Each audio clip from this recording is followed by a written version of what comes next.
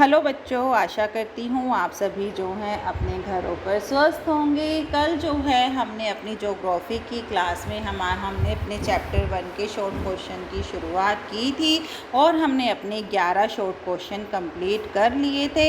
आज हम शुरुआत करते हैं अपनी 12th क्वेश्चन की। 12th क्वेश्चन है मानव भूगोल की कल्याणपरक विचारधारा की 3 विशेषताएं बताइए।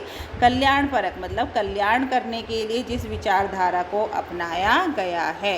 डीएम स्मिथ के अनुसार कौन, कहाँ, क्या और कैसे जो है कल्याणपरक विचारधारा के मुख्य बिंदु हैं। इस विचारधारा में जो है निर्धनता, प्रादेशिक असमानताएं तथा अभावों के जैसे विषय में नगरीय स्लम, झुग्गी झोपड़ी में रहने वाले लोगों को शामिल किया गया है।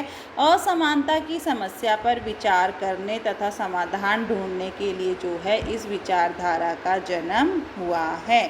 अगला प्रश्न है हमारा, 19वीं सदी में वैज्ञानिक एवं तकनीकी विधियों के तीव्र विकास का क्या प्रभाव पड़ा, इसका कारण क्या है। 19वीं सदी में वैज्ञानिक एवं तकनीकी विधियों का तीव्र विकास हुआ। इसके 2 प्रभाव पड़े। पहला क्या था, भूगोल के विषय क्षेत्र में जो है सीमांकित करने का प्रयास किया गया। दूसरा, इस अवधि के उच्चारण के लक्षणों के अध्ययन पर जो है विशेष बल दिया गया। इसका मुख्य कारण यह था कि जो विद्वान थे तेजी से बदलते हुए मानवीय और सांस्कृतिक लक्षणों की तुलना में पृथ्वी के अपेक्षाकृत जो है स्थिर लक्षणों का वर्णन करना सरल लग रहा था। इस प्रकार भूगोल की एक विशिष्ट शाखा भू आकृति विज्ञान का विकास हुआ। मानव भूगोल की शाखा का उद्भव होना, उत्पन्न होना, विकास होना कि भौतिक लक्षणों के अध्ययन को आवश्यकता से अधिक महत्व देने वाले इस विचारधारा के प्रतिक्रिया स्वरूप जो है कुछ विद्वानों ने मानव और उसके पर्यावरण के बीच अंतर संबंधों की पहचान जो है वो आरंभ कर दी। इसके फलस्वरूप मानव भूगोल की शाखा का विकास हुआ। हमारा अगला प्रश्न है, मानव भूगोल के अध्ययन में अमेरिकी भूगोलवेत्ताओं का क्या योगदान है। कुमारी एलन सैम्पल व एल्सवर्थ हंटिंगटन अमेरिका के भूगोलवेत्ता थे। आप ये नाम लर्न करेंगे। इन भूगोलवेत्ता का मानव भूगोल के अध्ययन में जो है बहुत ही महत्वपूर्ण योगदान रहा है। कुमारी एलन सैम्पल ने जो है इन्फ्लुएंसेस ऑफ ज्योग्राफी एनवायरनमेंट नामक जो है उस पुस्तक की रचना की थी। इसमें उन्होंने लिखा कि मानव भूगोल क्रियाशील है। मानव और अस्थिर पृथ्वी के परिवर्तनशील संबंधों का अध्ययन किया जाता है। उन्होंने मानव को पृथ्वी का शिशु बताया है और कहा कि मानव पृथ्वी के धरातल की जो है उपज है, वह उसका बच्चा है, उसी की धूल का कण है। पृथ्वी ने इसके कर्तव्य निश्चित किए हैं। एल्सवर्थ हंटिंगटन ने कहा कि अमेरिकी भूगोलवेत्ता हैं। उनके अनुसार मानव व भूगोल में भौगोलिक वातावरण तथा मानवीय क्रियाकलापों और गुणों के पारस्परिक संबंधों के स्वरूप और वितरण का जो है अध्ययन किया जाता है। इन परिभाषाओं से यही निष्कर्ष निकलता है कि मानव भूगोल मनुष्य और उसके वातावरण के अंतः संबंधों का अध्ययन करता है। अगला प्रश्न है हमारा, भौतिक और मानवीय दोनों परिघटनाओं का वर्णन जो है मानव शरीर रचना विज्ञान के प्रतीकों का प्रयोग करते हुए रूपकों के रूप में किया जाता है, उसकी व्याख्या कीजिए। मानव शरीर रचना विज्ञान में कुछ शब्दों का प्रयोग जो है भौतिक और मानवीय परिघटनाओं में किया जाता है। जैसे हम पृथ्वी के रूप का वर्णन करते हैं, हम तूफान का वर्णन पृथ्वी की आँख के लिए, नदी का मुख के लिए, हिम नदी का नासिका के लिए, मतलब हमारे शरीर में जितने भी अंग हैं उन सबको जो है प्रकृति से जोड़ा गया है। हिम नदी का नासिका, जल डमरू मध्य को ग्रीवा के लिए, प्रदेशों, गांवों, नगरों का जो वर्णन है वो जीवों के रूप में, सड़क, रेल, जलमार्गों का जो जाल है वो परिसंचरण की धमनियाँ कहते हैं। मतलब जैसे हमारे अंदर अनेक प्रकार की नसें हैं जो धमनियों का कार्य करती हैं, इसी प्रकार से जो है सड़कों का, रेलों का, जलमार्गों का एक जाल सा बिछा हुआ है जिसे परिसंचरण की धमनियाँ भी कहा गया है। अगला प्रश्न है हमारा, भौतिक और मानव भूगोल के बीच अंतर स्पष्ट कीजिए। भौतिक भूगोल क्या है? भौतिक भूगोल प्राकृतिक परिघटनाओं के अध्ययन तक सीमित है और मानव भूगोल जो है मानव निर्मित परिघटनाओं के अध्ययन तक सीमित होता है। भौतिक भूगोल उच्चावच जलवायु, पेड़ पौधे, जीव जंतु से संबंधित है। मानव भूगोल जो है आवास, कृषि, निर्माण, उद्योग व यातायात से जुड़ा हुआ है। भू आकृतिक विज्ञान, मौसम विज्ञान, जल विज्ञान, मृदा विज्ञान भौतिक भूगोल के क्षेत्र हैं। आर्थिक, सामाजिक, राजनीति व शहरी भूगोल जो है मानव भूगोल के क्षेत्र हैं। हमारा अगला प्रश्न है, क्रमबद्ध भूगोल और प्रादेशिक भूगोल में क्या अंतर है? क्रमबद्ध भूगोल जो है एकाकी रूप प्रस्तुत करता है। प्रादेशिक भूगोल जो है समाकलित यानी कि सामूहिक रूप प्रस्तुत करता है। क्रमबद्ध भूगोल का अध्ययन जो है राजनीतिक इकाइयों पर आधारित है और प्रादेशिक का भौगोलिक इकाइयों पर।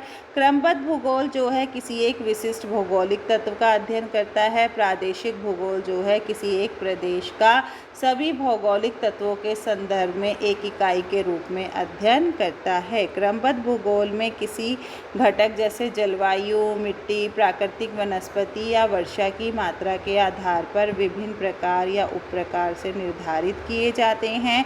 प्रादेशिक भूगोल में जो है प्राकृतिक तत्वों के आधार पर प्रदेशों का निर्धारण किया जाता है। क्रमबद्ध भूगोल में जो है किसी तत्व विशेष के क्षेत्रीय वितरण, उसके कारण व प्रभावों की समीक्षा की जाती है और प्रादेशिक भूगोल में जो है किसी प्रदेश विशेष के सभी भौगोलिक तत्वों की समीक्षा की जाती है। मतलब क्रमबद्ध भूगोल में तो जो है क्षेत्र के आधार पर उसका अध्ययन करते हैं और प्रादेशिक भूगोल में जो है हम उसका भौगोलिक तत्वों के आधार पर अध्ययन करते हैं। अगला प्रश्न है हमारा, भौतिक पर्यावरण और सांस्कृतिक पर्यावरण में क्या अंतर है? मानव भूगोल के जो क्षेत्र है वो बहुत ही व्यापक हैं। कई देशों में इसका जन्म सामाजिक विज्ञान से हुआ है तो कई क्षेत्रों में जो है भौतिक विज्ञान के आधार पर हुआ है। इसे दो क्षेत्रों में बांटा है, भौतिक वातावरण और प्राकृतिक वातावरण, सांस्कृतिक वातावरण या मानव निर्मित वातावरण। भौतिक वातावरण में हम जैसे पहले भी कर चुके हैं जलवायु, धरातल, प्राकृतिक संसाधन, खनिज, मृदा का अध्ययन करते हैं। सांस्कृतिक वातावरण में यह मानव निर्मित लक्षणों से बना है जिसमें जनसंख्या, मानव बस्तियाँ, उनका रहन सहन, कृषि, निर्माण, उद्योग, परिवहन को शामिल किया गया है। अगला प्रश्न है हमारा, नियतिवाद और संभावनावाद में क्या अंतर है? तो नियतिवाद और निश्चयवाद, आपको नियतिवाद कहा जाए या निश्चयवाद कहा जाए आपका आंसर सेम रहेगा। नियतिवाद एक जर्मन विचारधारा है, ये हमने लॉन्ग क्वेश्चंस में भी किया था, और संभावनावाद फ्रांसीसी है। और नियतिवाद के समर्थक कौन है? फ्रेडरिक रेडज़ेल और हंटिंगटन, और संभावनावाद के समर्थक है विडाल डी ब्लाश और जीन ब्रून्स। इस विचारधारा के अनुसार जो है मानव के समस्त कार्य जो है पर्यावरण निर्धारित करती है और संभावनावाद में मानव अपने पर्यावरण में परिवर्तन करने का जो है वो सामर्थ्य दिखाता है। नियतिवाद में जो है मनुष्य निष्क्रिय व प्रकृति सक्रिय होती है। संभावनावाद में जो है मनुष्य सक्रिय होता है और पर्यावरण निष्क्रिय होता है। हमारा अगला प्रश्न है, मानव भूगोल की कल्याणपरक विचारधारा जो है मानवतावादी विचारधारा से किस प्रकार भिन्न है? कल्याणपरक विचारधारा मनुष्य की वित्तीय स्थिति का अध्ययन करती है और मानवतावादी विचारधारा में जो है मानव भूगोल में मानवीय परिघटनाओं के प्रतिरूपों के वर्णन, स्थान और उनके पीछे कार्यरत सभी क्रियाओं को समझना है। कल्याणपरक धारा में जो है पूंजीवाद के कारण इस विचारधारा का जन्म हुआ है और मानवतावादी विचारधारा जो है वो मनुष्य पर केंद्रित है। मनुष्य के विकास में जो है प्रादेशिक असमानता आदि का अध्ययन किया जाता है। इसमें कौन कहाँ क्या पाता है, कैसे इसके मूल बिंदु हैं। मानवतावादी विचारधारा में जो है यह मानव भूगोल से जोड़ी गई नई विचारधारा है जिसका संबंध मानव कल्याण के स्थानिक प्रतिरूप से है।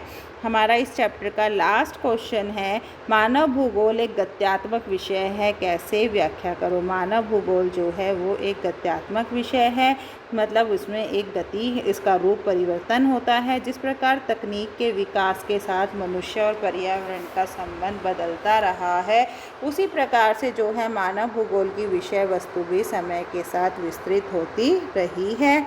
20वीं सदी के आरंभ में जो है सांस्कृतिक और आर्थिक पक्षों पर विशेष ध्यान दिया जाता था। बाद में नई समस्याओं के आने पर उन्हें भी विषय वस्तु का अंग बना लिया जाता था।